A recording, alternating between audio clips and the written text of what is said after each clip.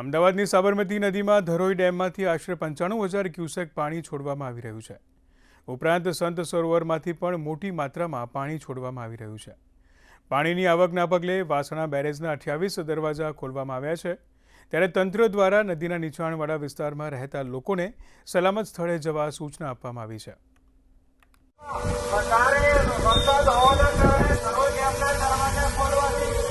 સાબરમતી નદીમાં વધારે પાણી છોડવામાં આવી રહ્યું છે અને પાણી વધારે હજી આવવાની શક્યતા હોવાથી તમામ લોકોએ પોતપોતાની સલામતી રાખજો, તેમજ કોઈ પાણીની અંદર વોકવેમાં તેમજ પાણી ઉપર જઈ પોતાની સેલ્ફી પડાવશે નહીં। ધરોઈ ડેમમાંથી જે પાણીની આવક થઈ રહી છે અને તેને લઈને એ જ પાણી સંત સરોવર ગાંધીનગર ખાતે અને એ સંત સરોવરમાંથી પાણી અહીંયા વાસણા બેરેજ ખાતે છેલ્લા 2 દિવસથી છોડવામાં આવી રહ્યું છે। તેને લઈને વાસણા ડેમના 28 જેટલા દરવાજા ખોલવાની ફરજ પડી છે અને રાજ્ય સરકાર અને જિલ્લા વિભાગ દ્વારા તરફથી સમગ્ર અમદાવાદ શહેરમાં અને અમદાવાદ જિલ્લાના આજુબાજુના સાબરમતી કિનારાના જે ગામડાઓના છે તેને સાવચેત રહેવા જણાવવામાં આવ્યું છે।